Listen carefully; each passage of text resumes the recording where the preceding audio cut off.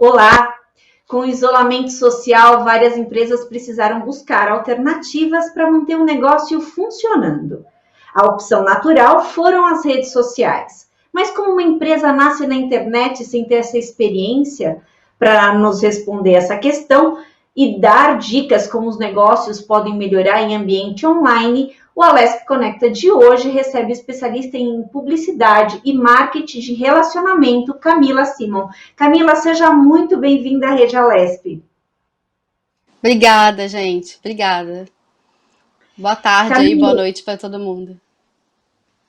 Camila, começamos com o tema do programa. Como os negócios podem melhorar no ambiente digital? Vamos lá. Primeiro, eu acho super importante a gente entender que é difícil hoje a gente dissociar o ambiente digital do ambiente online do offline, né? As empresas hoje que vão por esse caminho de escolher um ou outro é muito complicado, assim. Se uma empresa nasce online, se ela nasce realmente no ambiente digital, ok, uma escolha que ela fez desde o início. O grande desafio que a gente vê hoje são as empresas que são hoje totalmente offline e estão passando por esse processo que a gente chama de processo de transformação digital, né? É, Tem aí, se a gente fosse falar, tem uma série de dicas e passo a passos que a gente tem que fazer, mas a gente tem que olhar, em primeiro lugar, para a empresa, né? Que público que essa empresa atinge, com quem ela quer falar, qual é o negócio dela, né? O que ela vende, se é um produto, se é um serviço. É importante que a gente passe aí por todos esses passos de ter bons canais de relacionamento online. Acho que isso é a primeira coisa, né? É muito complicado aquelas empresas que a gente vê. Vou passar a ser uma empresa digital, eu crio um site incrível, então eu penso em toda a estratégia do site, todo o conteúdo, e esqueço de pensar naquele detalhe que é o ponto de contato. Então, assim, como é que o meu público que vai interagir com o meu site vai falar comigo, vai me achar?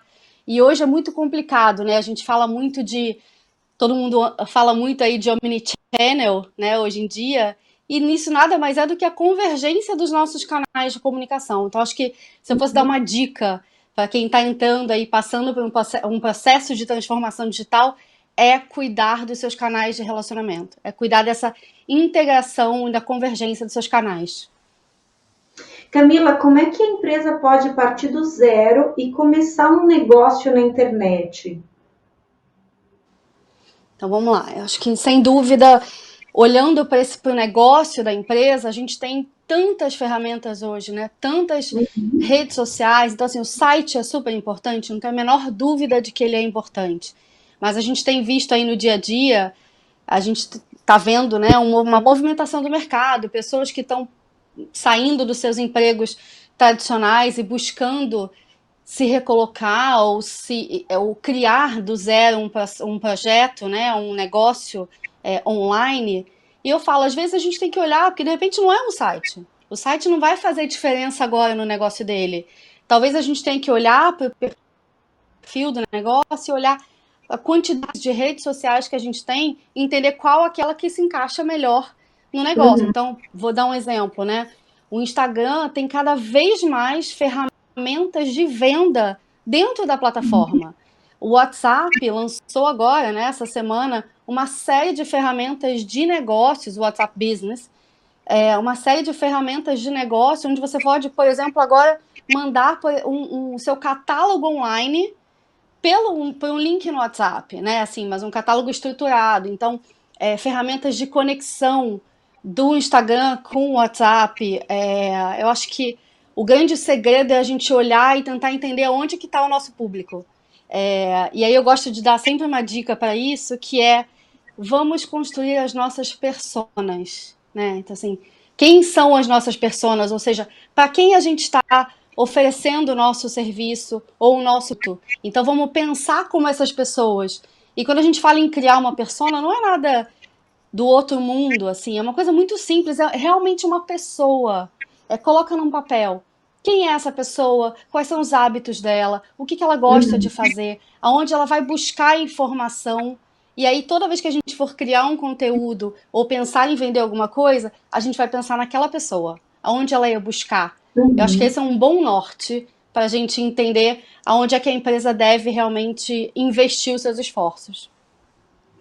Camila, empresas que têm muitos anos no mercado e que nesse momento de crise e não tinham tradição na internet, nesse momento Uhum. de crise, como é que elas devem fazer? Fico pensando, por exemplo, no caso de um restaurante, uma cantina do Bexiga, sabe assim? Como que uma cantina do Bexiga que não tem assim, é super tradicional, às vezes não está nem não tem nenhuma página de internet, como é que ela faz para manter o seu negócio vivo num período como esse? Eu acho que você deu um bom exemplo, né? Porque uma cantiga no Bexiga, uma cantina é uma coisa muito pessoal, né? É uma Uhum. coisa onde as pessoas vão, elas conhecem os garçons pelo nome, elas conhecem as pessoas pelo nome, e aí de repente você faz uma ruptura desse processo, desse contato. Eu costumo dizer que o ambiente digital, o marketing digital, ou os negócios digitais, essa transformação digital, ela é lenta, ela não é uma coisa rápida. A pandemia, ela nos forçou, ela acelerou um processo de transformação numa cantina do Bexiga, por exemplo, que nunca sequer talvez tenha pensado em Uhum. ter uma solução de delivery e teve que se reinventar. Então eu Uhum. acho que passa por uma cultura, né? A transformação digital, ela não é uma virada de chave. Ela é uma questão cultural. Como é que eu começo a falar pro seu Joaquim da Cantina do Bexiga que trabalha lá há 45 anos, que agora, por um momento, talvez ele tenha que atender as pessoas por telefone, talvez ele tenha que responder as pessoas no WhatsApp. E uma dica pode ser, olha que legal, comprava, você vinha aqui e era atendido pelo seu Joaquim, você pode continuar sendo atendido pelo seu Joaquim, só que agora no WhatsApp, por voz, por vídeo. Então, assim, dá para se reinventar, mesmo nas pequenas coisas, porque as pessoas vão começar a entender que é um processo de transformação que o mundo está passando e que a pandemia fez a gente acelerar esse processo. Você me fez lembrar aqui de um case aqui da região que eu moro, de um senhor que ele faz bolos, acho que é mais de 30, 40 anos, é um dos boleiros mais famosos aqui da região de Interlagos. E ele sempre foi relutante com relação a essa questão do delivery, porque ele acha que ele tem um pouco de razão, né? Ele vai pegar o bolo dele, que é uma arte, o bolo dele, dá para alguém trazer de moto, esse bolo vai chegar É, como ele entregou? Então ele falava, não, ele é português, ele falava, não quero isso, não quero esse tipo de coisa. Aí eles acharam alguns entregadores que eram de confiança, que faziam tudo de uma maneira muito cuidadosa, e aí poucos clientes eles atendiam desse modo delivery, clientes muito antigos. E aí, quando chegou a pandemia, ele teve que abraçar o delivery, não teve jeito. Então, não tem jeito. esse me fez lembrar desse case, porque eu acho que é muito emblemático esse tipo de coisa. Eu acho que a grande dificuldade para esses antigos é essa, né? Você pensar que, para ele fazê-los pensar que não é uma outra pessoa que está pondo a mão no negócio dele, né? Mas você falou isso e me fez aqui lembrar de dois casos que eu acho super interessantes, rápidos para a gente falar. Um deles, acho que ficou super conhecido, é um grande case aí desse processo de aceleração digital, que é o case do Jardins Modelo. Não sei se você acompanhou, mas é um senhor que tem uma floricultura, ele até não gosta de dizer que é uma floricultura, né? Mas ele tem uma loja de plantas aqui no Brooklyn. E ele estava prestes a fechar suas portas, né? Depois de quase 50 anos de loja, ele e a esposa dele. E alguém olhou e falou: não, a gente não pode deixar isso acontecer, é muita tradição para isso se perder. A gente vai ajudar. E aí criaram um perfil, né, no Instagram que chama Jardins Modelo, e no dia seguinte, ou 3 dias depois, tinha fila na porta da loja dele para comprar, porque as pessoas também têm essa coisa de ajudar. Eu acho que a Uhum. internet ela tem esse poder de levar a informação com uma rapidez inacreditável, né? Então, quem sabe usar isso, quem tem essa agilidade de perceber, consegue também performar muito bem nesse meio, né? E o outro caso, dando o exemplo que você deu do bolo, enfim, um restaurante muito famoso e de altíssimo padrão aqui em São Paulo, muito conhecido, que eu não preciso citar o nome aqui, mas o chefe, né, que é o responsável, que leva o nome do restaurante, inclusive, quando optou por fazer delivery, porque era uma opção, era uma questão de sobrevivência, né, no momento que a gente está vivendo, ele não deixou, tem matérias e matérias falando, ele não deixou ninguém fazer as entregas. Ele ia pessoalmente fazer as entregas. E eu tô falando de um restaurante que tem um ticket médio que gira em torno de 600, 700 reais. Né? Então, assim, mas por quê? Porque a excelência do serviço dele é o mais importante para ele. Com certeza. Camila, quando a gente fala no ambiente online, para uma empresa que está começando, que está tentando angariar clientes por essa via, olhar para a concorrência, como está fazendo a concorrência, é um caminho bacana? Eu diria que é fundamental. Né? Eu escrevi recentemente um artigo com algumas dicas para pequenos empreendedores, né, em redes sociais. E eu falo exatamente isso. É muito importante a gente não só olhar, como a gente seguir, a gente acompanhar o trabalho da concorrência, acompanhar o trabalho daqueles que não são uma concorrência direta, mas que de certa forma podem estar também impactando os nossos clientes ou futuros, né, ou potenciais clientes. É super importante, acho que essa é uma dica que eu dou, é uma dica que eu pratico. A gente tem que seguir, a gente tem que olhar o que a concorrência está fazendo, e não só no Brasil, a gente tem que olhar no mundo. Né? A internet abre isso pra gente, essa possibilidade de a gente olhar o que o mundo está fazendo. Num momento como esse, onde a gente tem que se reinventar num evento, numa ativação que a gente vai fazer com um cliente, e agora? Como é que a gente faz, né, isso? A gente olha para o que o mundo está fazendo, porque eles, do ponto de vista da pandemia, eles estão mais adiantados que a gente, né? Eles começaram antes. Então, os exemplos, os benchmarkings, como a gente fala, são incríveis. Uhum. Camila, nessa comunicação digital, vale ser mais divertido, mais despojado, ou você tem que manter uma linha ali empresarial meio quadradinha, meio certinha? Não tem a ver com a sua marca. O que você vai trazer para o digital é a personalidade da sua marca, né? Então, se a sua marca ela já nasceu mais despojada, ela obrigatoriamente deve ter esse mesmo comportamento na internet. Acho que um ótimo exemplo disso, que todo mundo acompanha, segue e até admira bastante, é o que o Nubank faz, né? O Nubank, por exemplo, é um banco que não teve medo de arriscar em ser absolutamente fora da caixa, manda para os seus clientes, por exemplo, um cartão de aniversário online com cachorros cantando parabéns. Né? Então, assim, isso é ser muito disruptivo, porque a gente tem aquela ideia dos bancos terem que ser sólidos, têm que ser muito sérios, né? Sisudos para ter credibilidade. Isso acabou. Porque quem o Nubank quer atingir não é essa pessoa, né? É o que persona. Quando o Nubank cria suas comunicações, ele pensa, para quem eu vou falar? Né? Quem é o meu cliente? Ele conhece esse cliente, então ele fala a mesma língua do cliente. Eu acho que é por aí. Camila, promover interação com o cliente por meio da rede é sempre válido? Responder WhatsApp, direct, mensagem, sempre válido? O cliente sempre está esperando por essa resposta? Sempre. O cliente está sempre esperando resposta, ele está sempre esperando que você reposte algo que ele mencionou, marcou você, sempre. Ninguém faz isso sem ter essa expectativa. O cliente, ele não só quer a resposta, mas ele quer uma resposta imediata, né? A palavra hoje, imediatismo, é a palavra da vez, assim. Ninguém aceita esperar 3, 4 horas por uma resposta. As pessoas querem ter respostas imediatas. Então, se você trabalha e o seu negócio, a sua plataforma de negócio é um Facebook, é um Instagram, então esteja disponível. Essa é uma dica que eu dou. Esteja disponível sempre.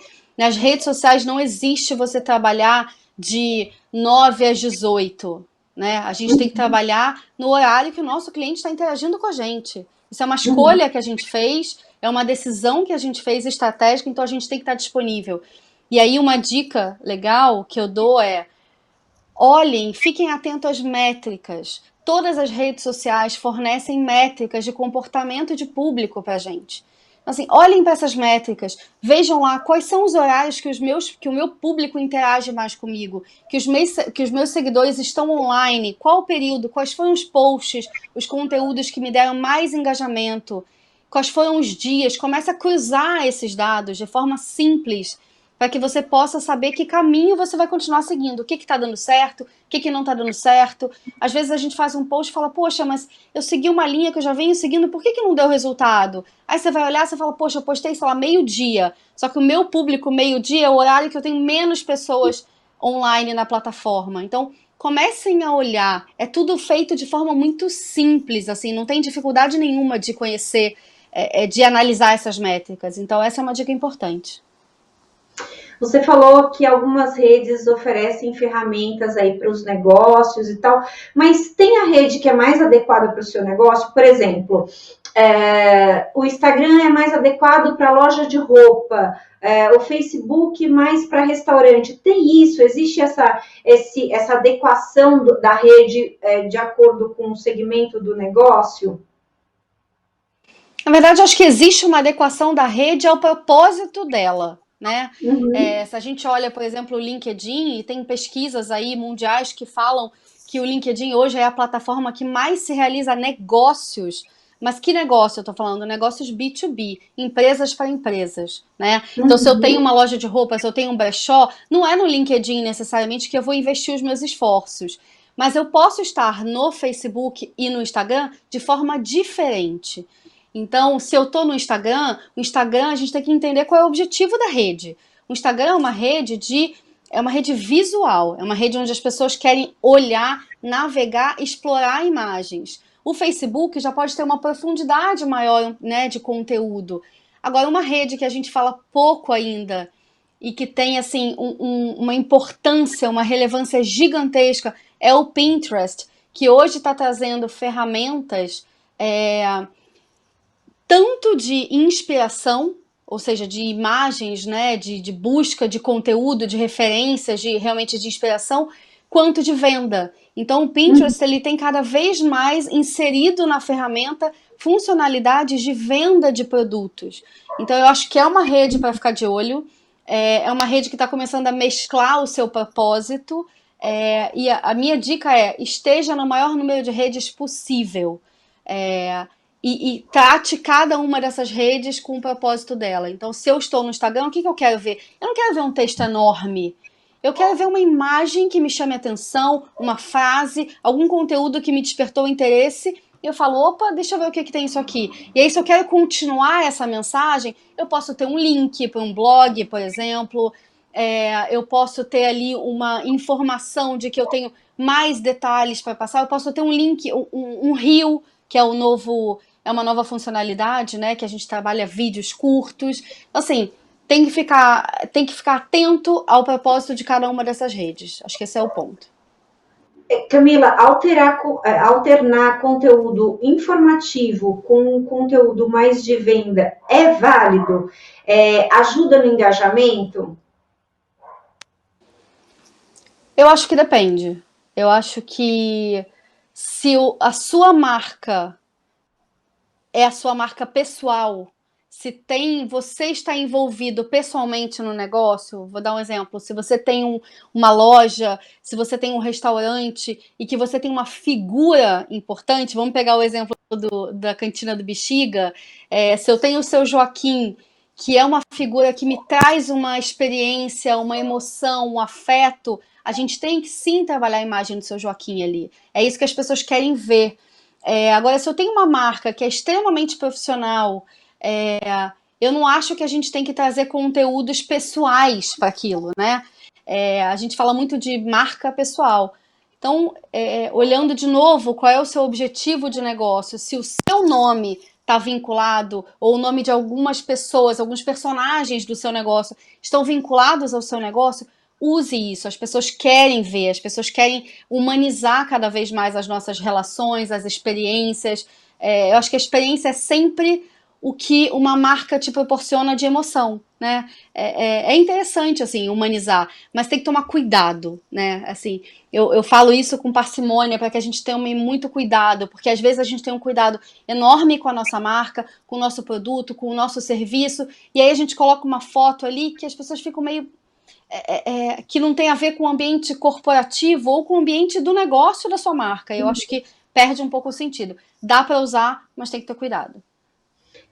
Você me fez lembrar de uma situação de uma amiga que trabalha com redes sociais, e aí ela um dia me perguntou assim, ela falou assim, olha, eu estou fazendo assessoria para um restaurante e eu não. E assim, a gente está se mantendo no mesmo nível de engajamento, de curtidas há muito tempo. Você não tem uma ideia de alguma coisa que eu possa colocar que de repente atrai as pessoas?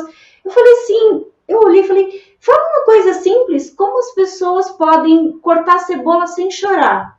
Não você não está falando de um prato do restaurante, você está falando de uma coisa cotidiana.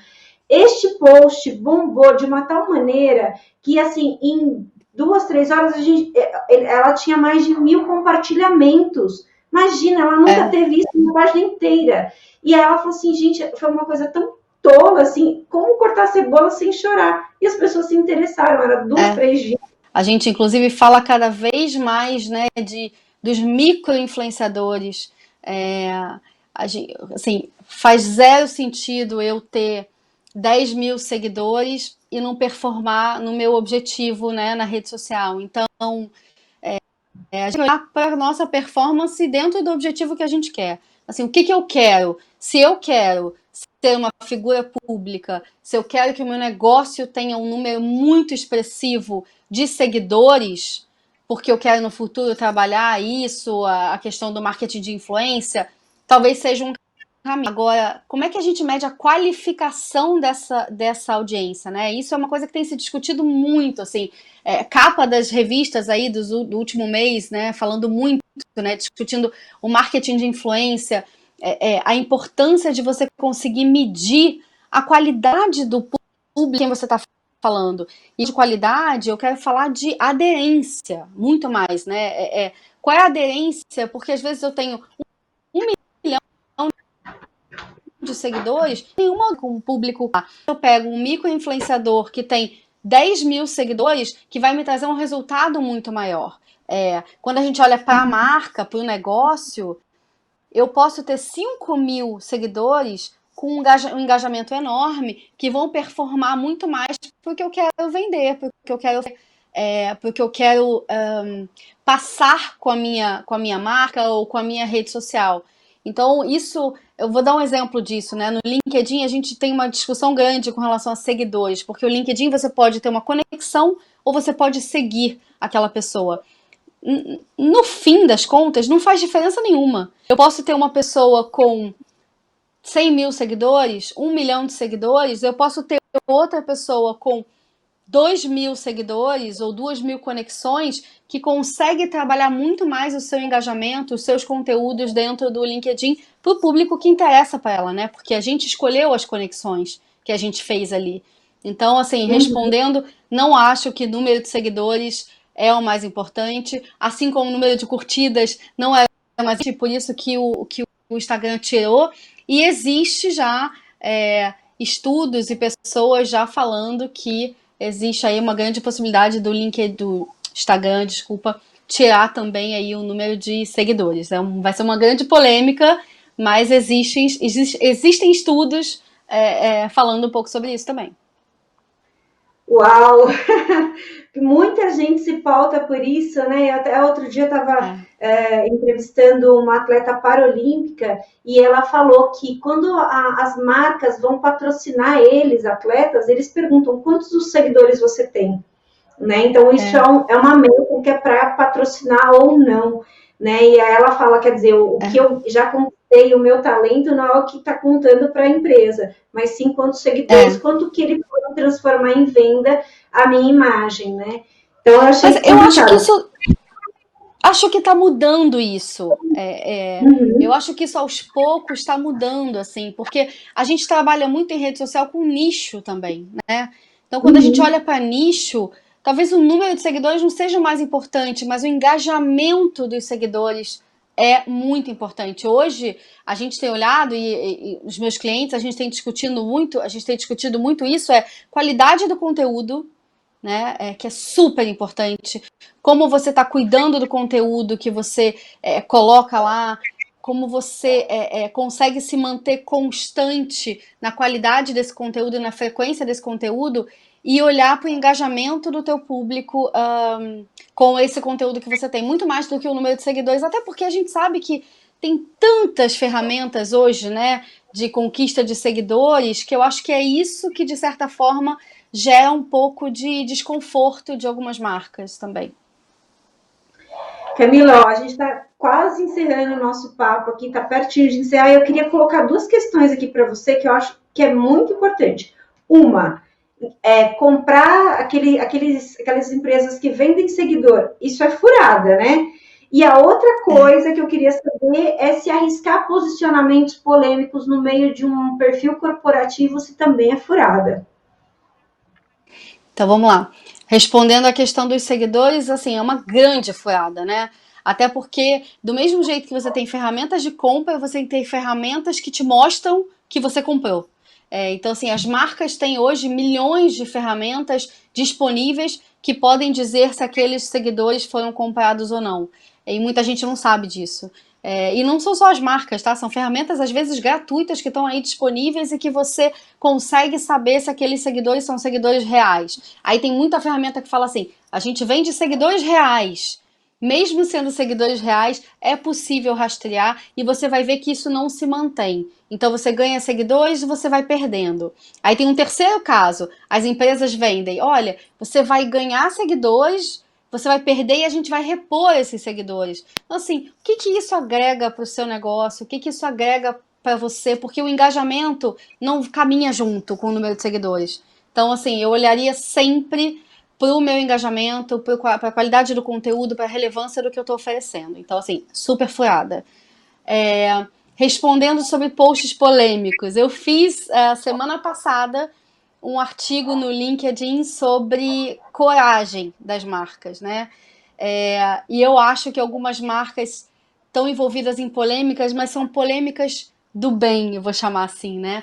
Eu dei nesse post um exemplo da Nike, não sei se você lembra, mas acho que todo mundo vai lembrar aí quando a Serena Williams tinha acabado de voltar de licença maternidade, teve até alguns problemas de coagulação e a Nike desenvolveu um uniforme novo para ela, super novo, disruptivo, que é um macacão, né? Que imagina, no tênis, isso, né? Sempre o normal é a saia.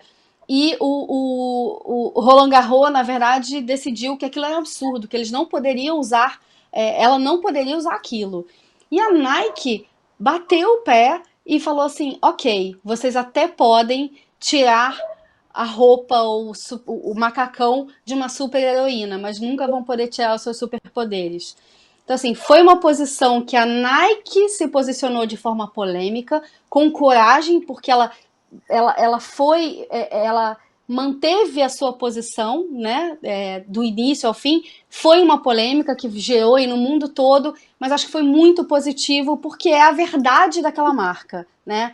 A gente teve aí agora muitas marcas no mês, né, do orgulho LGBTQI+, QIA+, muitas marcas se posicionando, e a gente vê, eu não sei se você viu esse caso, mas teve uma marca que uma pessoa falou assim: poxa, vocês não podem criar também um logo do orgulho hétero? E essa marca deu, não.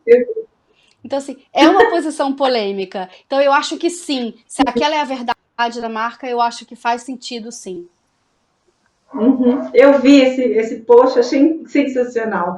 Camila, É. queria muito agradecer a sua disponibilidade em falar conosco. Eu espero que a gente tenha ajudado quem está em casa a direcionar os seus negócios aí na internet. Queria agradecer a sua disponibilidade, a sua atenção conosco, com as nossas dúvidas. E seja sempre bem-vinda à Rede Alesp. Obrigada, eu que agradeço a vocês, a todo mundo aí que está assistindo. Tô super à disposição. Quem quiser me seguir lá no LinkedIn, no Instagram também, o Instagram da agência, que é o @agência Mulan. Mulan escreve MOULIN. A gente está sempre dando dicas aí também e produzindo conteúdo que eu espero que seja relevante para todo mundo. Esse foi mais um Alesp Conecta. Eu agradeço a sua paciência, a sua audiência. Você fica agora com a programação da Rede Alesp. Você pode rever esse programa e outros programas da Rede Alesp nas nossas redes sociais. Muito obrigada e até mais!